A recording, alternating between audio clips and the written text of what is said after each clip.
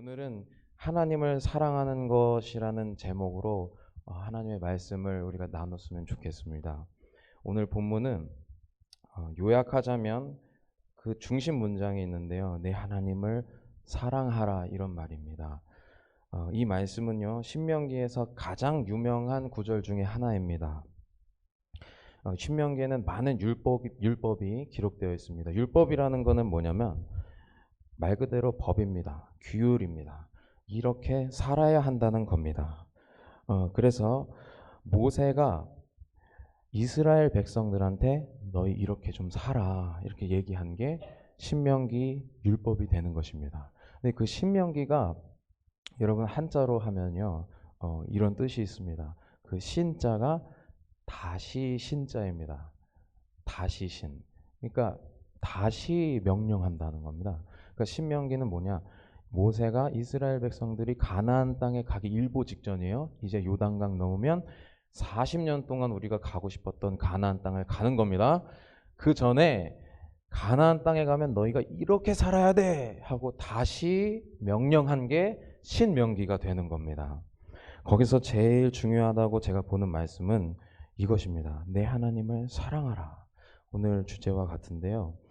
모세는요, 정작 그 가나안 땅에 들어가지 못하고 죽었습니다. 그랬다 보니까 이 신명기 말씀은 모세의 유언과도 같습니다. 모세는 자신이 가지 못할 그 땅에서 이스라엘 백성들은 이렇게 살았으면 좋겠다고 유언을 남겼고요. 호소력 짙은 당부를 했습니다. 그게 바로 오늘 우리가 읽는 신명기입니다. 오늘 본문 6절에 모세는 이스라엘에게 이렇게 명령합니다.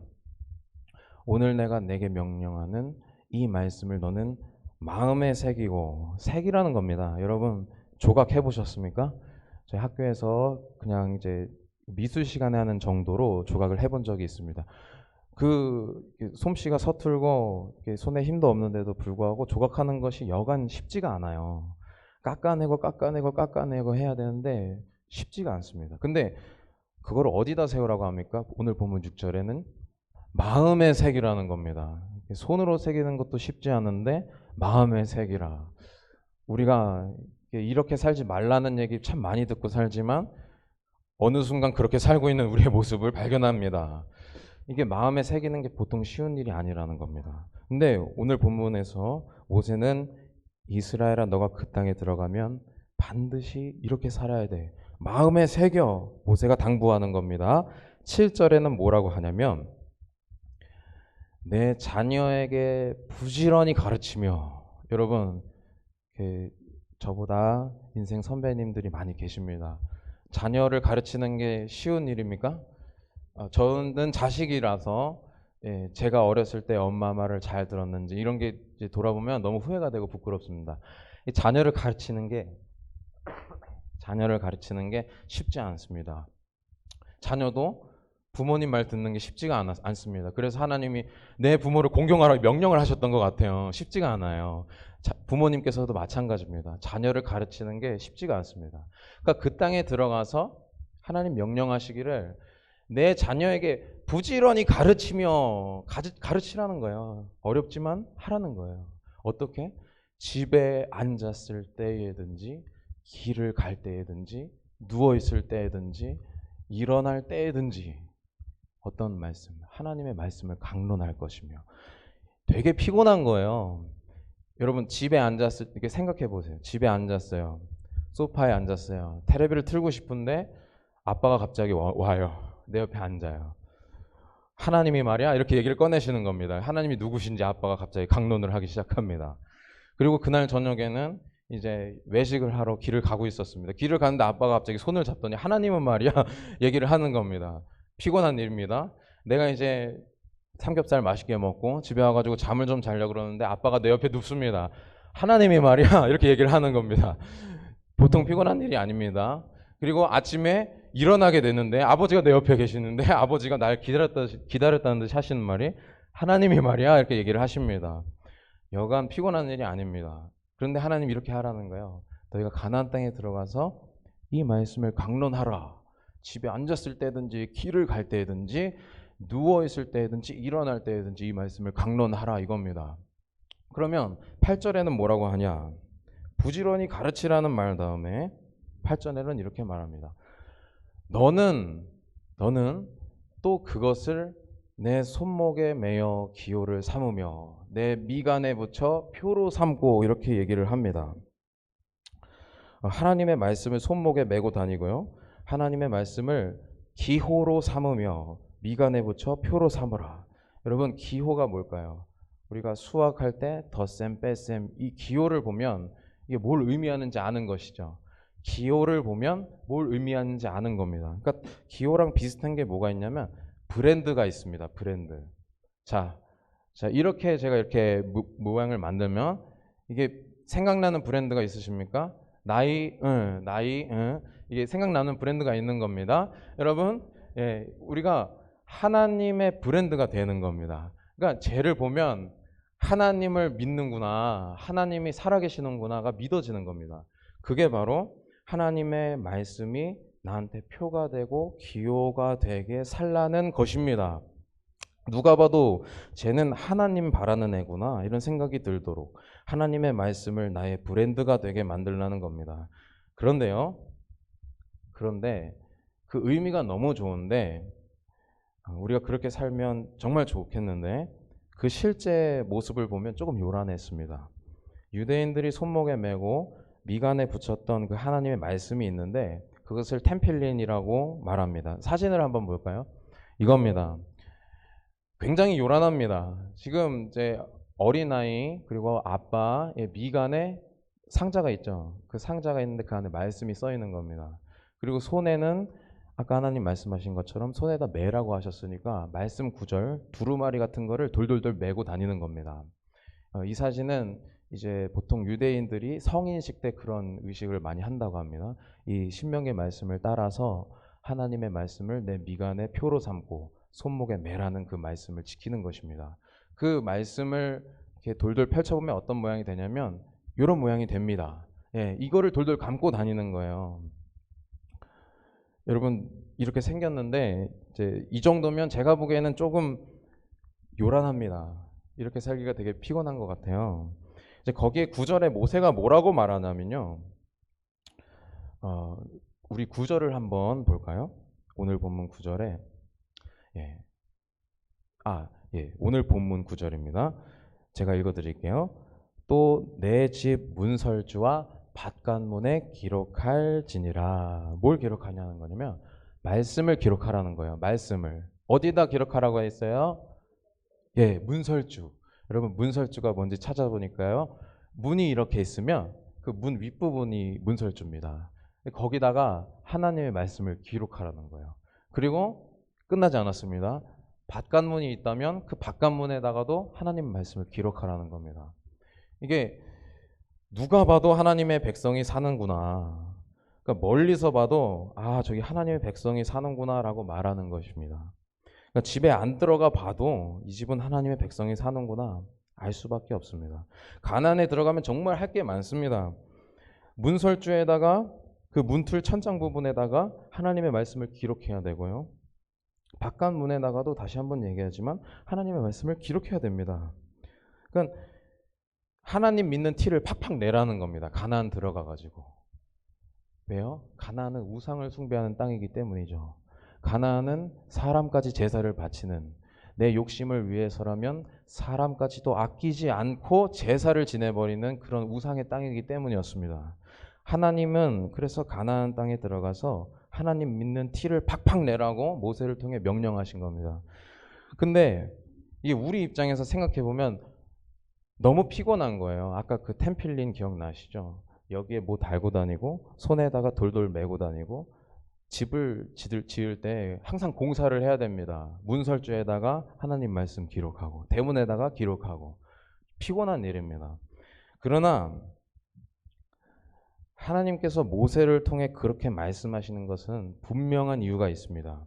하나님께서는 그들이 그저 유난 떨기를 바라시는 게 아니라 사실은 하나님이 주님의 자녀들을 너무 사랑하셔서 너희는 이렇게 살아라 말씀하신 겁니다. 다시 말해 이스라엘한테 그 땅 들어가서 유난스럽게 살아, 관심 종자가 되어라 이렇게 얘기하신 게 아니고 세상에서 구별되어 살기를 바라신 것입니다. 하나님의 사랑에 내가 반응하는 삶을 살길 바라신 것입니다. 그러니까 하나님의 사랑을 알고 그 사랑에 반응하는 민족이 되기를 바라셨습니다. 그러니까 하나님의 백성, 구별된 민족, 성민이 되는 비결은 어디에 있냐면 우리가 유난을 떨어서 되는 게 아니고 하나님이 어떤 분이신지 아는 게 비결이었습니다. 그러니까 비교할 수 없을 만큼, 그러니까 하나님 나한테 이제 손에 뭘 매라고 하셨고 이마에 뭘 붙이라고 하셨는데 나는 이게 피곤하고 유난스럽다고 생각하지만 이것과 비교할 수 없을 만큼 하나님이 우리를 사랑하셨다는 겁니다. 하나님이 우리를 유별나게 사랑하셨다는 겁니다. 내가 하는 게 유난스럽다면 하나님은 더 유난스럽다는 겁니다. 더 유난스럽고 비교할 수 없을 정도로 유별나게 하나님의 백성을 사랑하신 하나님이십니다.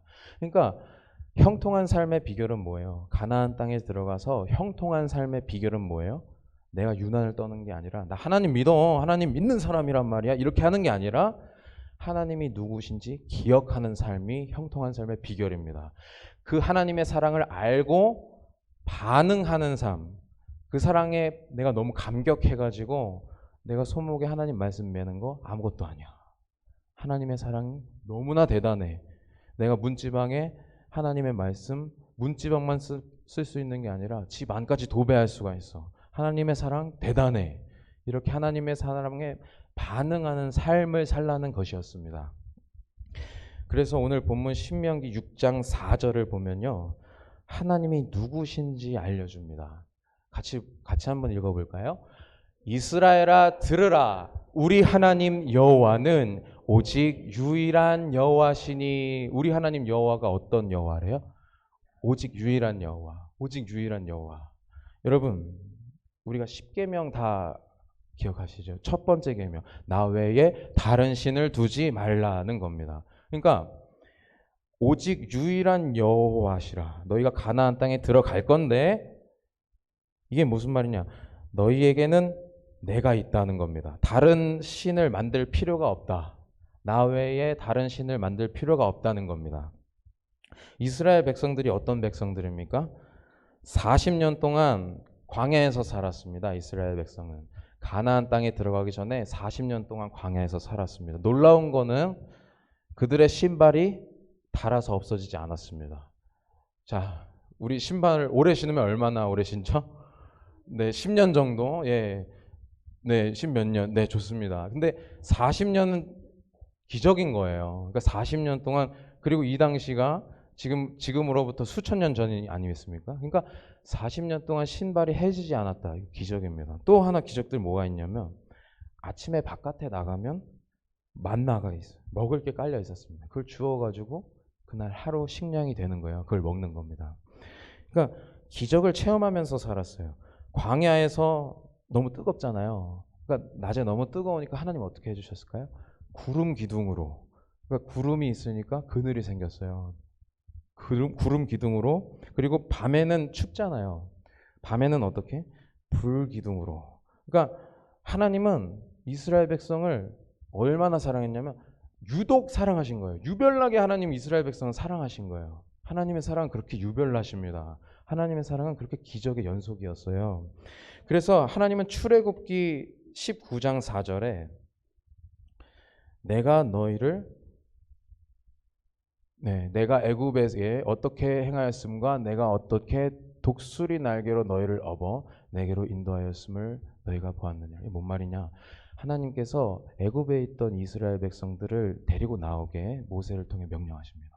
근데 그렇게 데리고 나오신 게 어떤 모습과 같냐면 독수리 날개로 너희를 업어서 나온 것이라고 말씀하시는 겁니다.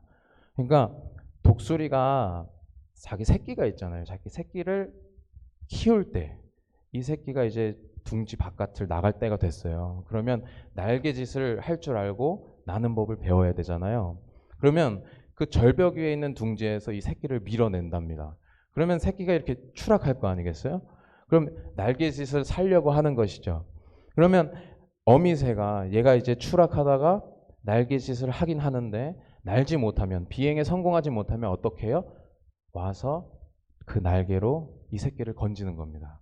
그러니까 하나님께서 이스라엘 백성들을 어떻게 애굽에서 건지셨냐면 독수리가 날개로 업어낸 것처럼 그렇게 이스라엘 백성들을 사랑하신 겁니다. 여러분, 하나님의 사랑은 크신 사랑입니다. 그렇게 유별난 사랑입니다. 기적의 사랑입니다. 하나님의 사랑은 정말 큰 거예요. 그러니까 이스라엘아, 내가 이마에 표를 붙이고 문설주의 말씀을 기록하는 일은 너희가 세상의 관심을 끌기 위해서가 아니라 그 크신 하나님의 사랑에 화답하기 위해서라고 하나님 말씀하시는 겁니다. 하나님이 그리고 우리를 얼마나 사랑하는지 알게 되면요, 집에서든지 길에서든지 강론하는 거, 하나님 말씀을 가르치는 거, 하나님 이런 분이야, 일도 아닙니다. 고기 먹으러 이렇게 손잡고 가다가 하나님이 누구신지 얘기하는 거 가능합니다. 하나님이 누구신지 알면 가능합니다. 하나님의 사랑이 얼마나 큰지 알면 참을 수 없습니다. 강론하는 겁니다. 그러니까 하나님의 사랑에 비하면 내가 하는 것들은 사실 유별나지도 않고 별게 아니게 됩니다. 제가 그렇게 따져보니까요, 다시 한번 생각해 보게 되지만 하나님은 엄청나게 유별나신 거예요. 이스라엘이 추울까봐 불기둥을 깔아주시고, 더울까봐, 그때는 에어컨이 없던 시절인데 더울까봐 이 구름 기둥을 깔아주셨습니다. 그리고 40년 동안 너네 일 안 해도 돼. 40년 동안 내가 먹을 거 책임질게. 여러분, 이거는 유별난 정도가 아니라 엄청난 사랑인 겁니다. 이스라엘이 하나님만 의지할 수 있는 세팅을 완전히 해주신 거예요. 그래서 이스라엘이 가나안 땅에 들어갔을 때 아빠, 하나님이 누구야? 이렇게 물어볼 때, 그리고 아빠, 하나님의 율법이 뭐야? 이렇게 물어볼 때 뭐라고 대답하라고 얘기를 하냐면, 오늘 우리가 같이 읽진 않았지만 신명기 6장 20절 이하에 이런 말이 있습니다. 후일에 네 아들이 너에게 묻기를 우리 하나님 여호와께서 명령하신 증거와 규례와 법도가 무슨 뜻이냐 하거든. 21절에 너는 내 하나님에게, 내 아들에게 이르기를 우리가 옛적에 애굽에서 바로와 종이 되었더니 여호와께서 권능의 손으로 우리를 애굽에서 인도하여 내셨다. 아들들한테 가나안 땅에 들어가면 그렇게 얘기해 주라는 거예요. 왜? 얘네는 모르잖아. 40년 동안 밖에 만나가 깔려 있었다는 사실을 모르잖아요. 그 얘기를 아직 못 들은 어린이들한테 그 얘기를 해주라는 겁니다. 하나님은 우리를 구원하신 분이야. 하나님은 우리를 자유케 하시는 분이야. 알려주라는 겁니다. 그렇게 얘기를 해주라는 거고요. 24절에 보면요, 결정적으로 하나님 여호와를 경외하여 뭐라고 하냐면 항상 복을 누리게 하기 위하심. 하나님이 뭘 위하셨대요? 항상 복을 누리게 하기 위하셨대요. 이스라엘 백성이, 하나님의 백성이 항상 복을 누리게 하나님 위하셨다는 겁니다. 그래서 또 여호와께서 우리를 오늘과 같이 살게 하려 하심이라. 우리가 지금 가나안 땅에서 편하게 살고 있는 건 다 누구 덕분이야? 하나님 덕분이야. 이렇게 아들한테 얘기해 주라는 거예요. 우리가 어떤 하나님의 백성이야? 항상 우리가 복을 받기 원하시는 하나님의 백성이야. 이거를 우리 아들들한테 얘기해 주라는 거예요. 여러분, 우리 아들들, 우리 자녀들, 전 없지만 우리 다음 세대들한테 그렇게 신앙을 전수하는 저와 여러분 되시길 주님의 이름으로 소원합니다. 아멘. 그러면 이제 하나님 아빠 하나님이 누구야? 이렇게 물어보면요, 하나님은 우리를 자유케 하셨어. 우리가 복되게 살기를 원하시는 분이야 라고 이렇게 대답을 해주면요, 간단합니다. 하나님이 누구신지 얘기해 주는 겁니다. 그렇게 얘기를 해주면요, 여러분, 내가 복되게 살기 원하신다는데 하나님을 좋아할 수밖에 없죠. 그러니까 하나님의 누구신지 알고 나면 내가 문설주에 쓸 수밖에 없는 겁니다. 난 하나님의 백성이야. 하나님이 나를 건지시고 자유케 하신 분이라는 걸 알게 되면 내가 손목에 메고 다닐 수밖에 없는 겁니다. 난 하나님의 백성이야. 하나님은 유일하신 분이야. 쓰고 다닐 수밖에 없는 겁니다. 그러니까 무슨 말이냐? 하나님을 사랑할 수밖에 없다는 겁니다. 하나님이 누구인지 알았다면. 그래서 모세가 오늘 본문입니다. 오늘 본문 신명기 6장 5절에 뭐라고 하냐면요. 우리 한 목소리로 읽어볼까요? 너는 마음을 다하고 뜻을 다하고 힘을 다하여 내 하나님 여호와를 사랑하라. 아멘. 타협할 지점이 없다는 겁니다. 마음을 남길 여유가 없습니다. 다 써야 돼요. 하나님을 사랑하는데. 그리고 뜻을 다하고 힘을 다하여서 하나님이 유일한 하나님이라는 것을 우리가 삶으로 증명해야 돼요. 그리고 그것을 내가 알게 되면 다른 신을 세울 필요가 없습니다. 나를 복되게 하시는 하나님을 알게 되면 하나님을 전심전력으로 사랑할 수밖에 없는 것이죠. 결국 너가 길을 갈 때든지 누워있을 때든지 일어날 때든지 강론하라, 이 말씀은 내가 율법을 지켜야겠다, 체크리스트를 만들어가지고 오늘 율법 지켰어? 강론했어? 했어. 안 했어. 반성. 이렇게 하는 게 아니고, 하는 게 아니고, 그걸 하는 동기가 중요하다는 겁니다. 하나님을 알고 하나님이 나를 사랑한다는 것을 깨달은 사람만이 수행할 수 있는 겁니다. 여러분, 우리의 신앙생활도 마찬가지입니다. 동기가 중요하다는 겁니다. 동기. 이스라엘이 미간에 말씀 써붙이고 다니라니까 나중에 율법주의자들은 이 말씀 써붙이는 것만으로 자기 위로가 된 거예요. 하지만 그것은 남들에게 보이기 위해서라거나 남에게 위로를 이렇게 남에게 보여주는 식으로 이렇게 생활하게 되면, 신앙생활을 그렇게 하게 되면 율법주의자로 가는 길이 됩니다. 그러니까 진정한 하나님의 자녀는 하나님이 나를 얼마나 사랑하는지 내가 알기 때문에 내가 율법대로 살아가는 힘이 있는 것입니다. 그 율법을 뭐 안 지키면 내가 죽는 그런 형사법이 아니라 그 율법이 하나님의 사랑에 대한 내 반응이 되는 겁니다. 그러니까 동기가 다른 것이죠. 안 지키면 죽으니까 내가 벌벌 떨어가지고 하나님 말씀대로 살아야지 하는 게 아니라 하나님의 그 크신 사랑을 알아가지고 하나님의 말씀을 따라 사는 겁니다. 동기가 다른 것이죠. 그러니까 신앙생활은 우리가 벌벌 떨면서 두려움으로 페달을 밟는 것이 아니라 하나님을 향한 사랑으로 살아가는 겁니다. 여러분, 동기가 중요합니다. 무엇으로 우리가 신앙생활을 하고 있습니까? 나를 사랑해서 죽음까지 무릅쓴 그 예수님을 사랑하는 마음이 신앙생활의 동력이 되시기를 주님의 이름으로 축원합니다. 여러분, 마지막으로 제가 어제 있었던 일 한 가지를 얘기하고 또 살짝만 덧붙여가지고 오늘 말씀 선포를 마치려고 합니다. 어제 제가 유초등부 찬양팀 그 계곡에 간 거를 같이 갔습니다. 감사하게도 저를 껴주셨습니다. 거기서 정말 재밌었습니다. 근데 제가 본 게 뭐냐면 아이들을 보니까 체력이 감당이 안 되는 거예요. 이 유초등부 애들이 대단한 거예요. 막 저희가 10시에 갔는데 5시까지 애들이 노는 거예요. 계곡에서. 막 감당이 안 됩니다. 이거 아이들은 막 더 놀려고 하는 거예요. 막 나오라고 했는데 안 나오고 막 더 노는 겁니다. 그러니까 여러분, 아이들은 정말 어디서나 정말 신나게 놉니다. 지치질 않습니다. 걔네들은 소리를 막 그렇게 지르는데도 목이 안 쉬어요. 뭐 이상해요. 하여튼 걔네 노는 거에 진심입니다. 전 쉬었잖아요. 걔네는 노는 거에 진심이에요. 근데 제가 어제 놀다가 갑자기 여러분 선생님들 같이 있었지만 비가 내리는 겁니다. 그러니까 소나기가 내린 거였어요.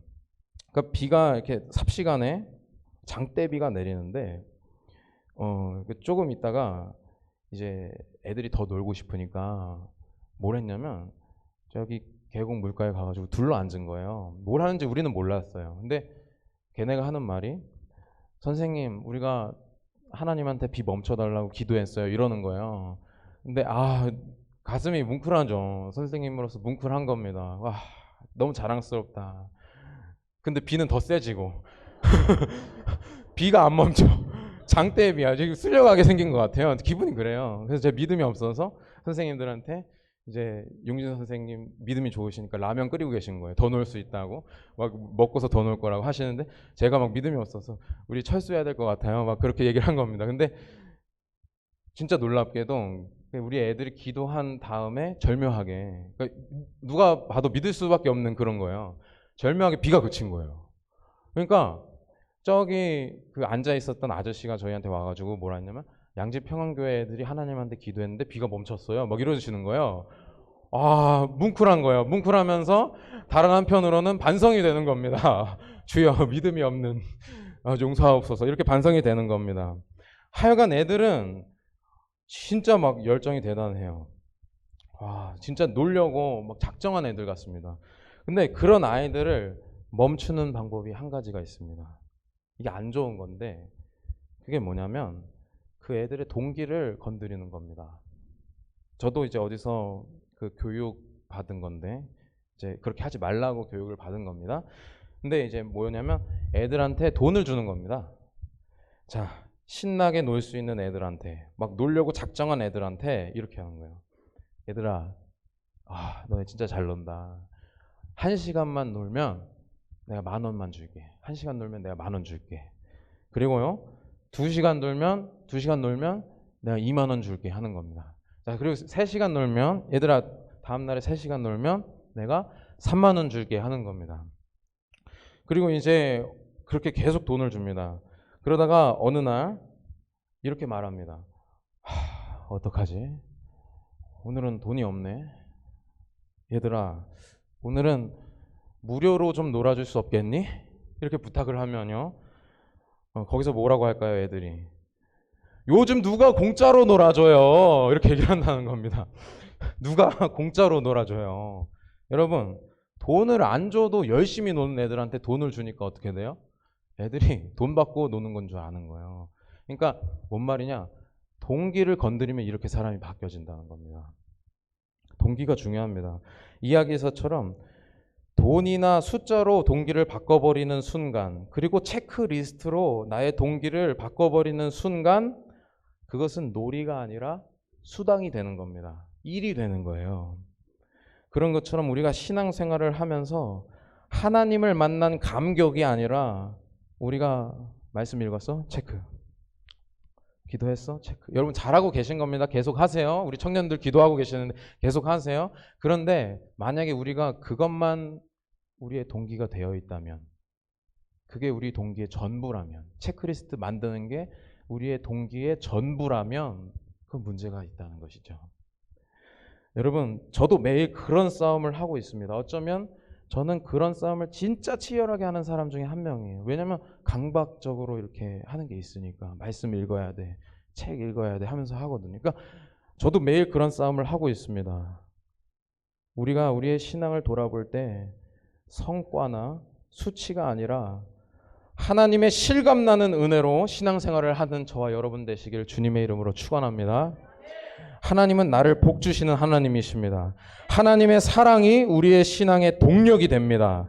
이스라엘처럼 여러분, 우리 인생에 하나님의 구름 기둥과 불 기둥은 어디에 있었는지 돌아보면서 하나님의 그 크신 사랑으로 신앙을 다져가는 저와 여러분 되시길 주님의 이름으로 축원합니다. 아멘. 기도하겠습니다.